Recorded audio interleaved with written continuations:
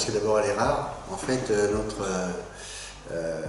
les origines du groupe Surfim datent effectivement de 1875 et c'est une entreprise qui s'est, au fil d'une période aussi longue, hein, on s'approche bientôt des 150 ans d'entreprise dans quelques années, qui s'est toujours transmis de personne physique à personne physique sans que jamais un acteur financier ou industriel en prenne la direction. Donc pour ce qui est de l'histoire la plus récente, moi j'ai été recruté au début de l'année 1983 par Marc Pacalin qui était mon prédécesseur et qui dès l'origine m'a dit que si je faisais l'affaire, c'est-à-dire si j'avais la capacité à gérer ce qui était à l'époque que l'entreprise Serpollet quasiment, même s'il y avait déjà quelques petites filiales, si j'avais la capacité de gérer cette entreprise, je pourrais en devenir propriétaire. Et les choses se sont passées de cette manière. Dans des circonstances un peu particulières, parce que comme moi je n'avais pas d'argent, il a fallu trouver des solutions pour le faire. Et en fait, j'ai payé l'entreprise par mon travail, c'est-à-dire par le fait de faire gagner de l'argent à l'entreprise et de ce qui est devenu le groupe Surfim pour payer cette entreprise.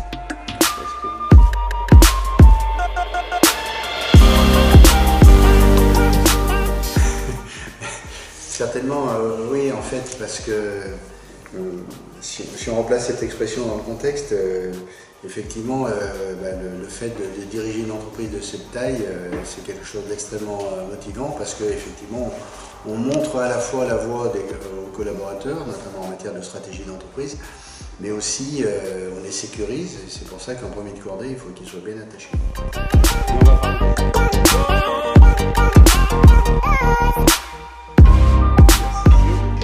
Alors pas trop de bâtiments, surtout de travaux publics, hein, parce qu'ils sont ces deux métiers assez différents.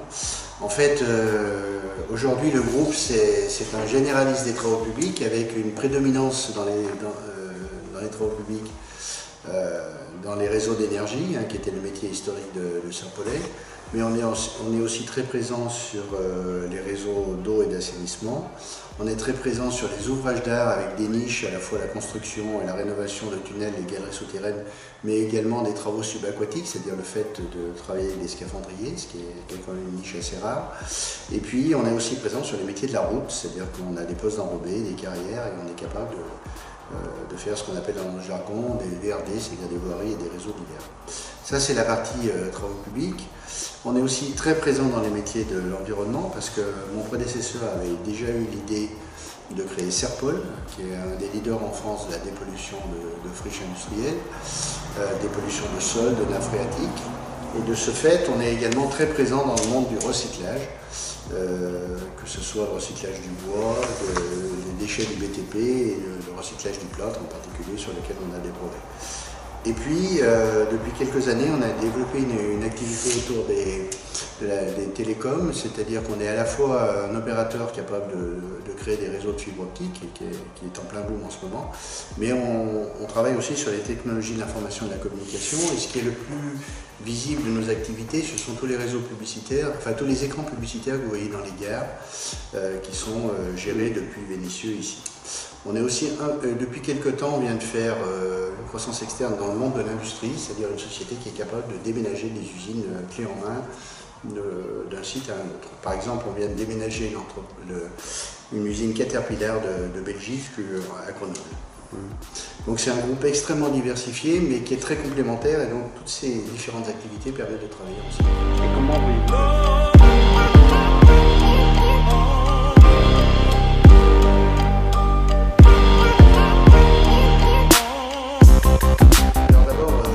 solide.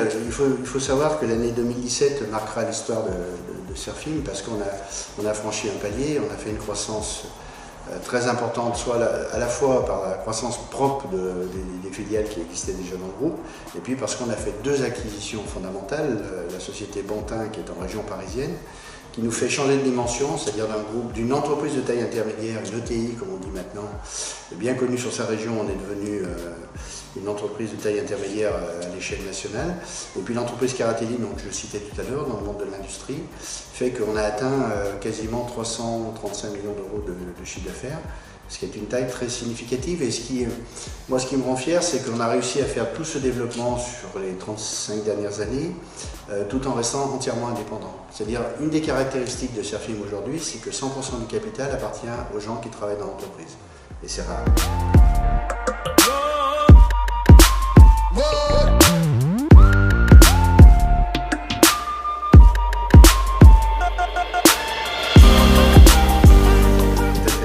C'est ma fille qui devrait prendre les rênes, d'abord parce qu'elle l'a souhaité, que de mon point de vue elle a la formation et la carrure au sens large pour le faire, et c'est surtout parce que moi je suis très partisan du modèle allemand, des entreprises de taille intermédiaire, ce qu'on appelle le Mittelstand en Allemagne, qui est en fait un mixte entre le capital patrimonial familial, où il faut qu'il y ait un majoritaire, parce qu'un actionnaire majoritaire ça sert surtout pendant les périodes de tempête.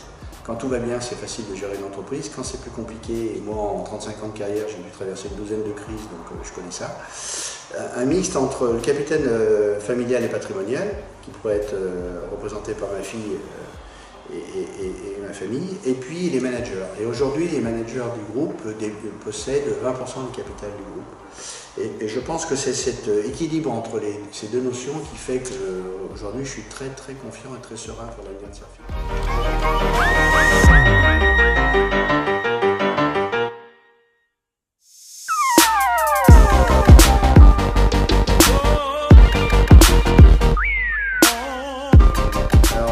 Je suis assez satisfait de savoir que dans la loi Pacte que prépare le ministre Le Maire, qui est incessante et qui doit passer à l'Assemblée dans quelques temps, un certain nombre de propositions que j'ai faites dans ce domaine ont été reprises dans ce projet. Lesquelles, par exemple? Et bien notamment tout ce qui améliore le pacte Dutreil. Le pacte Dutreil, c'est ce fameux pacte qui permet de transmettre l'entreprise à la fois à ses héritiers, personnes physiques et aux collaborateurs, sans payer des droits de succession exorbitants.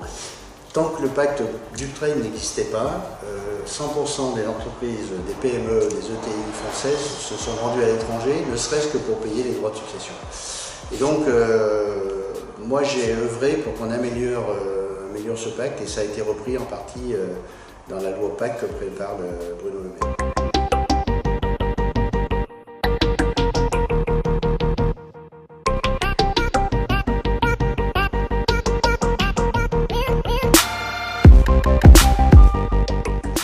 Alors d'abord, en fait, moi j'ai d'excellentes relations avec David Kimmelfeld, comme j'en avais d'ailleurs d'excellentes avec Gérard Collomb. David Kimmelfeld a entre autres l'avantage d'être chef d'entreprise, donc on a un vocabulaire assez commun. Et effectivement, je crois que la vraie réussite de la métropole lyonnaise, c'est d'abord que la métropole existe. C'est un cas unique en France, c'est-à-dire le fait que sur le territoire de la métropole, il n'y a plus conflit entre le département et ce qu'on appelle la communauté urbaine en son temps. Donc ça, je pense que c'est quelque chose de très positif, même si ça va prendre du temps à le mettre en place. Et puis, moi j'ai participé en tant que président de la Chambre de commerce à Lyon, ville de l'entrepreneuriat, Lyon, ville de l'entreprise. Et effectivement, le fait de faire travailler tout ce qui représente le monde économique, le monde universitaire et le monde politique a vraiment du sens. Et je pense que Gérard Collomb le dit assez souvent, notre ministre de l'Intérieur, c'est que le modèle lyonnais est certainement un modèle à reproduire à l'ensemble du territoire.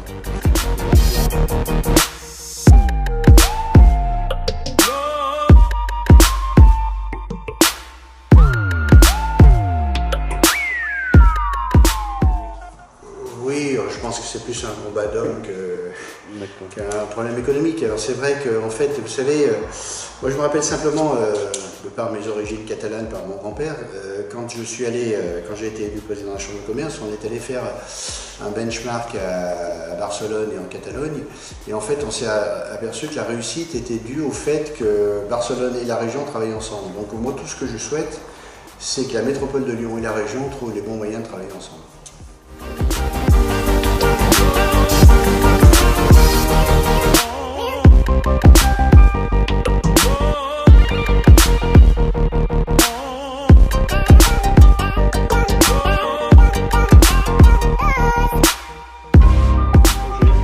Ce logo vient tout simplement que j'ai participé justement vous à une réunion de BPI France, qui est ce qu'on peut appeler le fonds souverain français, qui aide beaucoup d'ailleurs les entreprises, y compris la mienne d'ailleurs, en matière de financement. Non, en fait, moi j'ai beaucoup appris en tant que président de la Chambre de commerce et d'industrie de Lyon, dans un contexte qui était très différent de ce que vit mon successeur aujourd'hui, qui à mon avis a beaucoup de mérite parce que les conditions sont très différentes et beaucoup plus difficiles pour lui, pour des raisons de financement, etc. Mais j'ai surtout appris que mon vrai métier c'était d'être là où je suis, c'est-à-dire d'être chef d'entreprise. Et donc pour les années qui viennent, moi, une fois avoir permis à ma fille Alexandra de prendre les rênes de l'entreprise dans les meilleures conditions possibles et sans vouloir faire de la double commande parce que je serais m'effacer le moment venu, j'ai plein d'activités à poursuivre par la suite et notamment l'aventure du loup est une aventure formidable, elle le sera d'autant plus si demain on arrive à battre Toulon, mais ça c'est une autre paire de manches. Et je pense que, moi je fais déjà beaucoup de choses en matière de business angel, c'est-à-dire pour aider des jeunes chefs d'entreprise à se développer. J'essaie d'être très présent auprès des startups, on en parraine un certain nombre. Donc c'est pas les sujets passionnants qui vont me manquer et qui vont me manquer de m'intéresser en tout cas. La transmission est quelque chose d'important pour vous, vous le dites avec votre fille, vous le dites maintenant avec vos activités auprès de jeunes chefs d'entreprise. Je le dis souvent d'ailleurs, c'est vrai, les politiques ont beaucoup plus de mal que le monde économique à le faire, parce que peut-être les enjeux ne sont pas les mêmes, mais si vous voulez, pour moi un bon chef d'entreprise ou un bon leader politique, c'est quelqu'un qui crée, qui développe et qui sait transmettre. Et malheureusement, très peu savent faire la dernière étape, pour des problèmes psychologiques qu'on peut bien comprendre, mais quel bonheur de transmettre à la fois une culture et puis un outil de travail de qualité et de voir que vos successeurs sont capables de le développer encore mieux que ce que vous avez pu le faire. Bien, merci.